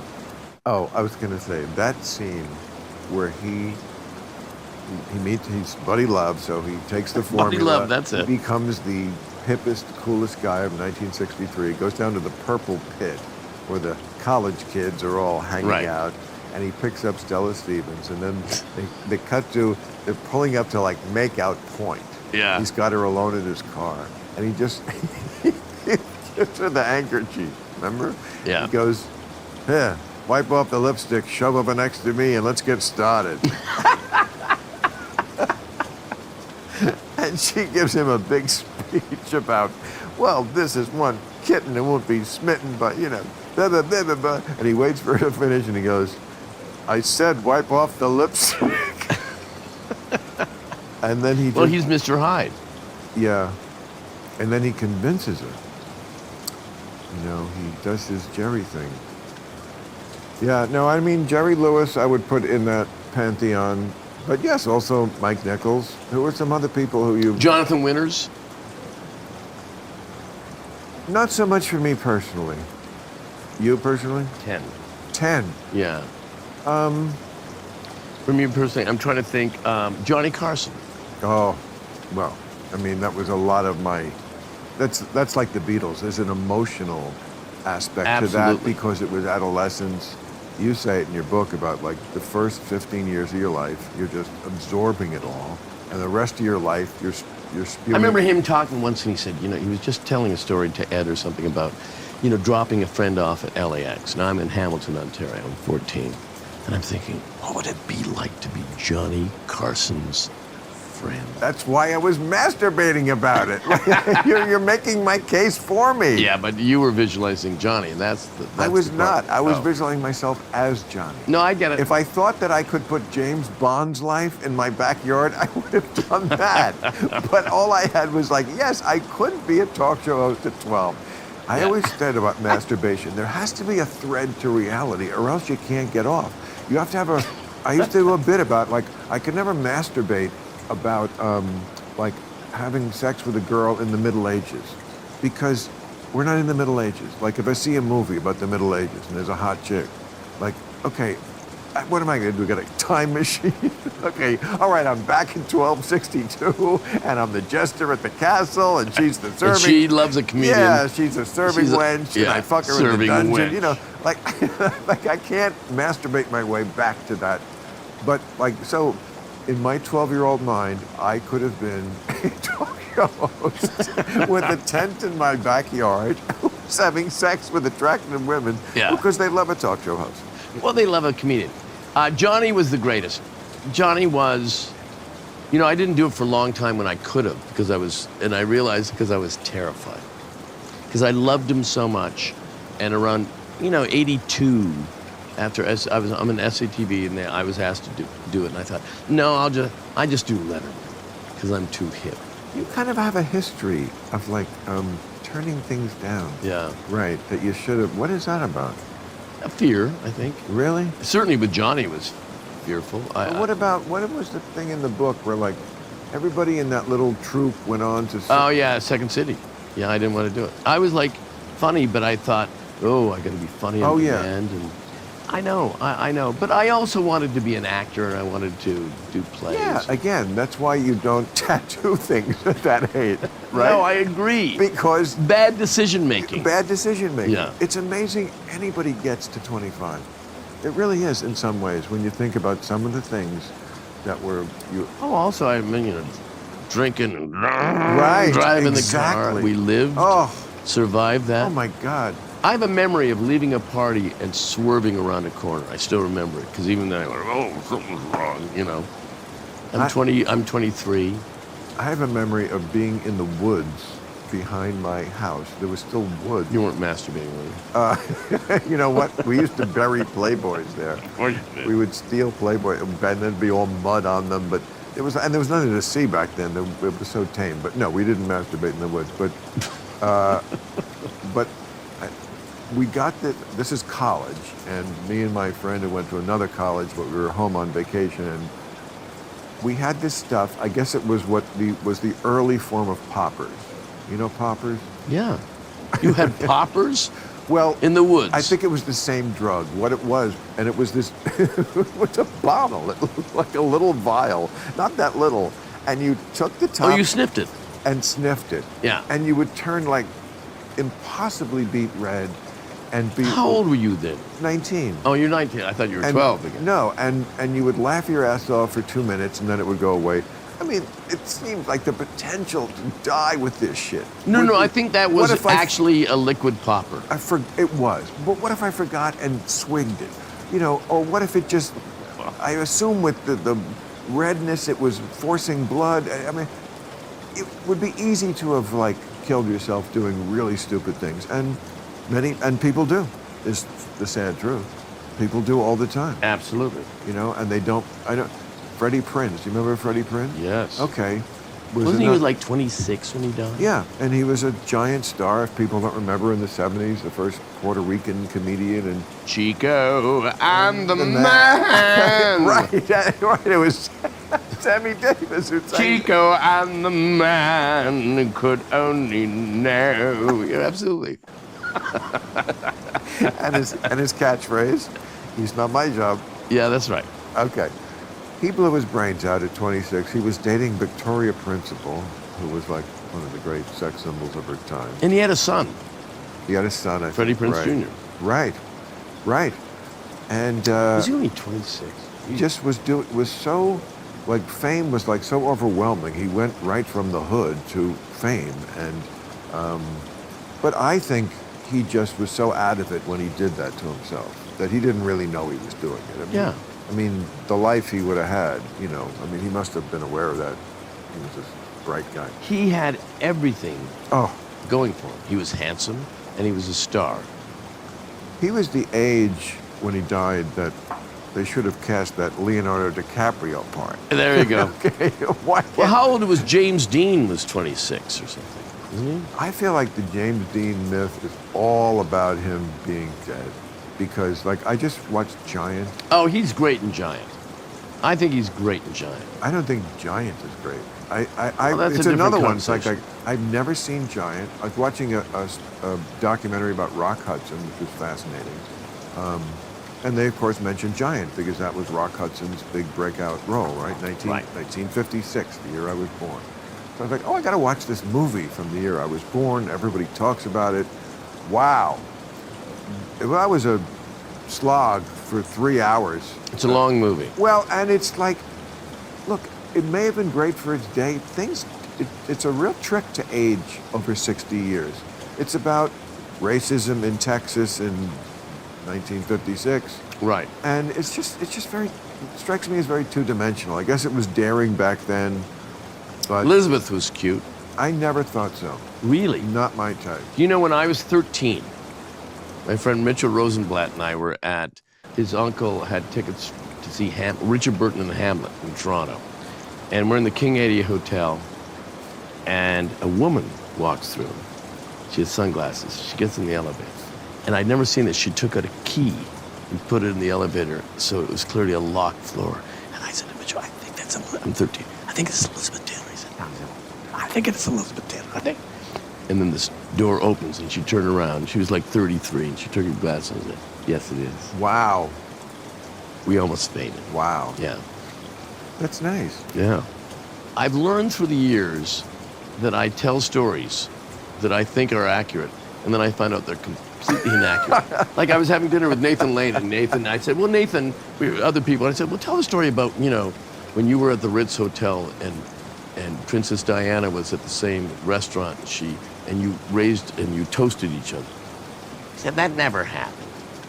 I was at the Ritz Hotel in Paris when she died. I said, I've been dining out in the story for 20 years. That's a Toast pretty each good other. Nathan Lane. I got gifts.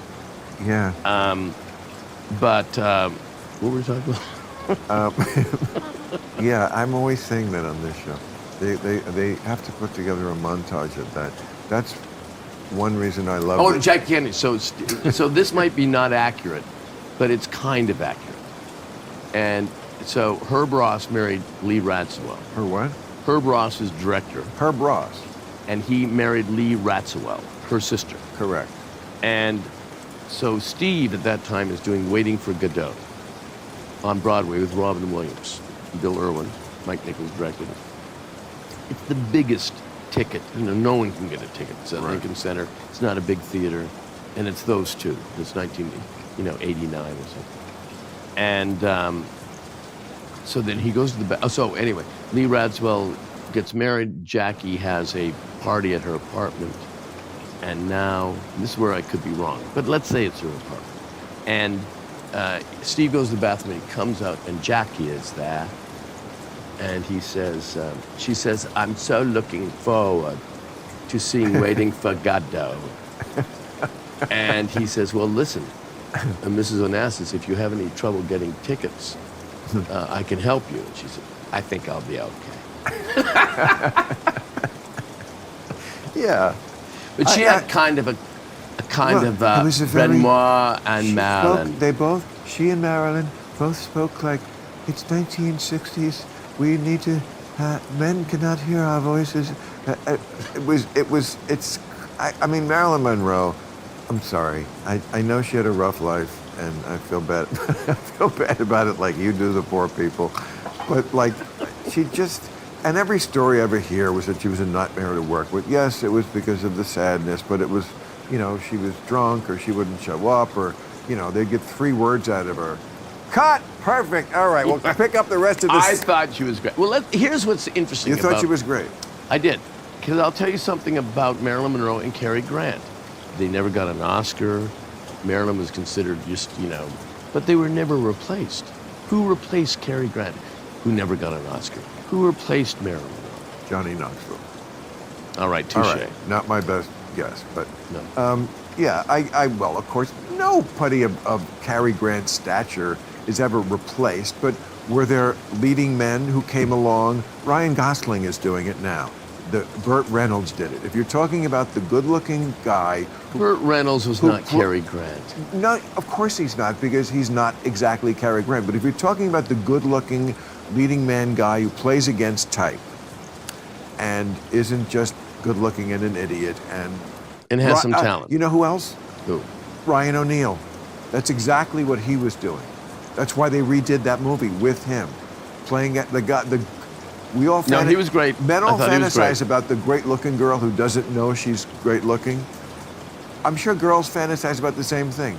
The great-looking guy who isn't an asshole like most pretty boys are, who doesn't even know. Like in. No, I'm not an asshole. In What's Up, Doc, he's a scientist, same as in the original, right? You're obsessed, by the way, with What's Up, Doc. No, but he's a scientist, right? He's an egghead.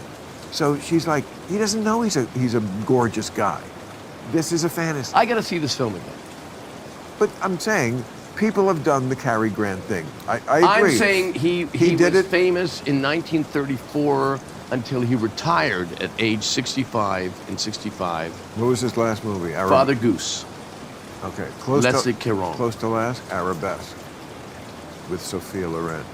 Oh, and Gregory Peck. Maybe Spy Caper. Yeah. Yeah, No, no. it's definitely Gregory Peck. Okay. Well, I got to see that one again. But like, yeah. Steve says in our show, I tell a story at one point with a lot of impersonations. He said, see, you do something that I don't do. You do impersonations because I don't need to. Oh, I get it, but I don't agree with it. I mean, impersonations are great. Like, there's nothing Who do you do? Who's your best impersonation? Oh, who do I do? Well, I've done my Gavin MacLeod. I've done my. Everyone's asking for that, especially the college Maybe kids. my Jerry Lewis is Buddy Love. I don't know. But impersonate, like on SNL, the best thing they can ever do for me is celebrity impersonation. Like No one is greater at that than Bill Hader. It's funny you mentioned that. The very first thing he ever did on SNL was Al Pacino in some sketch. It's unbelievable. And I was like, you got me from that. And that when they do, and they don't do it enough, like celebrity impressions are just that really. Well, I mean, I think it's tickles my not fun. everyone has like his gifts, but even when Bill will tell you, if you have dinner with him and he'll tell you No, but a story. everybody can do one. So just do it. No, but if he's telling a story, he doesn't even mean, he just breaks in, and then Jimmy Fallon came in, and suddenly he does, and it's not Right. just good, it's Right. perfect. I mean, Dana Carvey does that. Oh, absolutely. He will like when he goes into Dennis Miller, he not only does It is brilliant. But not only does he do the voice right, he ad-libs like the jokes that Dennis would do that are like kind of like what Dennis would really do. I remember when Dana did Johnny Carson. Oh, yes. Phil was doing Ed. Yes, Johnny did And- not like that. No, he didn't like it. But No. but he did at one point, and he got that quizzical look. And they say, Ed, that we are slightly out of touch. And Phil goes, yes, peaked in the 70s, sir. Yes, That was a real kind of gauntlet thrown down. That was Yeah. because that was within NBC, Yeah. and it was kind of saying, well, the ancien regime has passed its prime. And, Right. And there is, that's cheeky to do, to an institution like that. But And- he didn't just have the impersonation, he acted it perfectly. That's Yeah. Dana's genius. Yeah, but I mean, the humor behind it was these guys are yesterday's news. And of course, most people in TV do go on a little too long. I mean, these are hard jobs to give up. Right. I would hope. I did the last week of Carson. It was, people were sleeping around the block, trying to get seats into, Oh, that's the homeless. This is LA. who am I thinking of? No. No, but really, it was such an event. Yeah. Yeah, I remember Seth MacFarlane and I sang to him. My writers and I worked hard rewriting the words to Thanks for the Memory. And we sang it we got in tuxedos and sang it to him. Because, Jay never really quite got his due as, because he's just so aggrandizing. There's also Johnny, there was only one talk show. It was a different time, exactly. Yeah, there was only one. I mean, he was the biggest. You know what? There's a great Johnny Carson. It's a Thanksgiving one. It's just fantastic. I watch it every Thanksgiving. Doc is on fire, and it's just Johnny and Doc. And Johnny says, "Well, I feel badly. Do you want to come to my house for Thanksgiving?" And Doc says, "Well, what am I supposed to say? No, in front of 15 million people." I remember that. And you go, 15 million? Yeah. Yeah, I think there was one year they got 17 million, and this Yeah. is at 11:30 at night. Yeah. Yeah, there was no Game Boys. There was no internet. There was no recording it. and there was no recording it. And Yeah. the other thing is, you Yeah. had to walk across the room to change the channel. Yes, I mean, that's a big journey. right. This is why it's so annoying when, the younger generation just won't learn about the past, but still make pronouncements about the present without any view of well, things aren't any better than they ever were. Yes, they were. Yes, they are. We were there. We've seen a lot of change, and it's a little arrogant not to want to even know about it. But, Right. But, they're very into this sort of feeling of wanting to be a social justice warrior. And the warrior is the part that they care about. I'm a warrior. What the issue is, they can get very foggy on that. It doesn't really matter. They're now they're all for Hamas. It's maybe do a little research on that one. Well, October 7th was a long time ago. Well, All right. Did so we do it? I would do this forever, but I'm just going to let you off the hook. I'm staying here, by the way, because this is, first of all, I can't get up. And secondly, it's so comfortable. All right, I'm up.